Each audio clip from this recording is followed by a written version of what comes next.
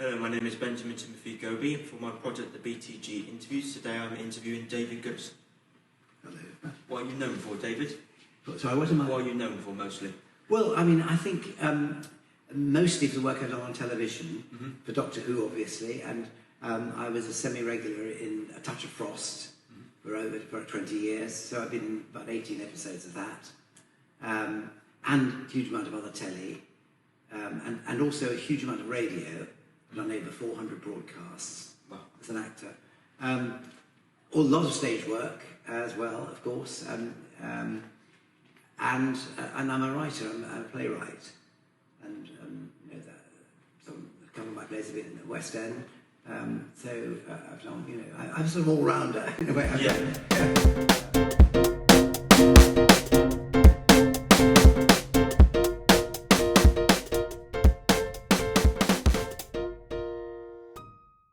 Where were you born, where did you grow up, and at what age did you start acting? I was born in Lahore, which was India when I was born, and it's now Pakistan, of course. And where did I grow up? I grew up mainly when we came back from India in Cambridge, where my father was a teacher professor, and well, not a professor, but a lecturer and teacher. Well, I started acting really at my not exactly not primary school. It's the next school. It's about the age of 11, I suppose. In a production of Alice in Wonderland, and then I went to a boarding school where the thing that kept me sane was being in the school plays. And then I went to Cambridge, where I was in the Footlights. And then I wasn't sure whether I wanted to do it all professionally, so I went into teaching for a couple of years at Leeds Grammar School. And then when I was teaching, I thought, well, I've got to get this out of my system one way or another. So I became an actor and a director, and sort of been that ever since. And also a writer. I started to write, you know, when I because everyone's out of work, and when you're out of work, you're pretty. That was the time I thought, well, if you want to write, you know, you say you want to write, well, now get on with it. What was your best and most challenging roles? I think, well, do you want one or two, or well, I mean, sort of one of the wonderful roles was a play called Charlie's Aunt, which is probably you've never heard of, but it was a classic sort of English farce, and it's about a guy, you know, a guy dresses up as an aunt in order for a trick, for a bet, and it's a very funny English comedy that's been around for years. It's not done so much now, but it has been done. I think Griff Rhys-Jones did it quite recently, or even last time. And also, so that was one sort of comedy sort of highlight, if you like. And a different sort of highlight was a play called When the Wind Blows, which is about what might happen if there was a nuclear war, which was a very rather searing play that was written by someone called Raymond Briggs. It was a cartoon originally, and it was made into a stage play. And it's about this couple who are sort of very ordinary couple living in, you know, suburbia or anywhere, could be in Chippenham, anywhere, and they just have a little, you know, family home, and they're comfortable, they, you know, the slippers and the cardigan and all that. And then the nuclear war comes, and it charts their sort of, you know, what they do and everything, and how they don't survive. But it's a very serious piece, but it was a very powerful piece, because you go from this sort of almost light comedy to, you know, literally the end of the world. So that was a pretty powerful work to do, yeah. Are there any particular actors you have enjoyed working with the most in your career? Well, lots and lots, actually, so many. I think one that comes to mind is Roy Hudd, a comedian and an actor, very, very fine both, who I've worked with a lot, both on radio and on the stage. And yeah, he was terrific to work with. And you know, yeah, I've done a lot with him. Other people, I mean, sort of, favorite Judi Dench was very nice. I worked with her once, and that was great, or twice actually, 2 or 3 times. And she's a lovely person to work with, apart from being a wonderful actress. So many people, the list could go on and on, really. Yeah. I mean, most people in our business are really easy to work with and very, very helpful. There aren't many that aren't, really. Yeah. Are there any directors or writers you've enjoyed working with as well?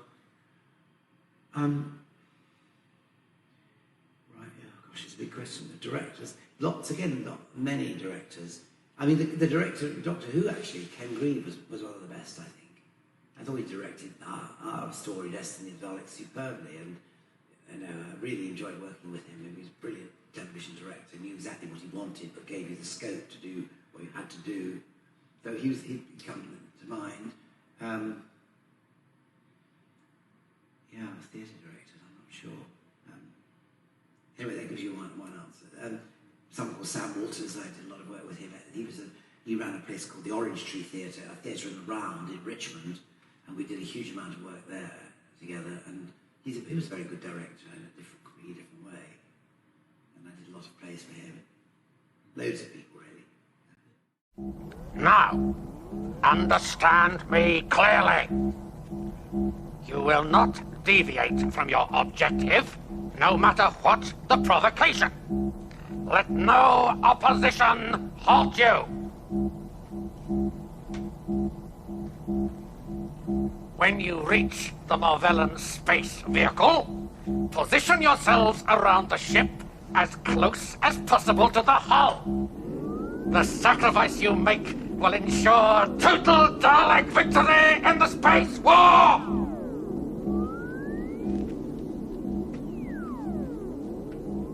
Carry out your orders!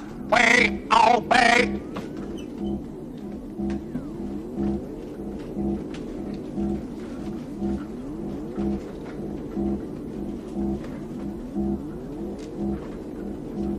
Total Dalek victory. Then on to still greater conquests. I will lead. Davros will lead! How do you feel your career has progressed over the years?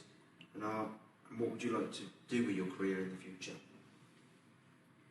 Well, I think, because we were funny talking about that, so you think of going into a career in the normal sense, and you say at school, being a teacher, you become an ordinary teacher, and then you might become a deputy head, and then you become a headmaster or whatever, and you might become director of education or something.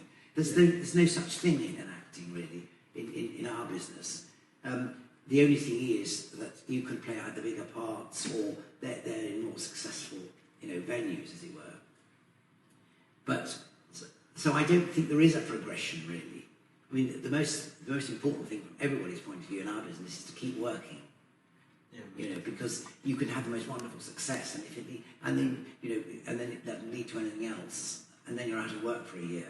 But if you can keep going, that's terribly important. It's nice to keep having stuff coming in, so instead of there being nothing for a long period of time. Yes, and I've been very lucky there, and I've worked very hard to sort of make sure that I keep working, and I have managed to do that, I think, and in different spheres, and I've been terribly lucky because I've done a huge variety of things, the radio, and also lots in an age, increasingly an age where people, are typecast, and I've never been typecast. In fact, sometimes it's a disadvantage, because I remember a casting director once said to me, I never know what type to cast you, because you always look different. Well, in a way, you don't want, it's good in one way and not in another. If you're typecast, then they always like, well, I would wonder, because I always think Bill Nye, he plays exactly the same sort of part all the time, but he's never out of work. But it would be, he's a very nice man, and he does fantastic work. But I've played loads and loads of different parts all the time. Bit baddies like Doctor Who, and then sort of, comedies, and it's nice to do different styles. And, yes, and on telly, usually people nowadays, I think they cast you, I think way back a few years rather, they wouldn't have. If I walked in now, they'd say, "Oh well, he's got a sort of reasonably educated voice, and he's got to be like he is sitting there now." Whereas I've done sort of, bikers, sort of weird, going almost, guys with a washing hanging up on and sort of really kind of downtrodden people, and sort of farmers with huge beards, and sort of saying, I've done all sorts. He's cleaned up very nicely, I must say. What? Oh, yes, his mother would be proud of him. Have a look at this.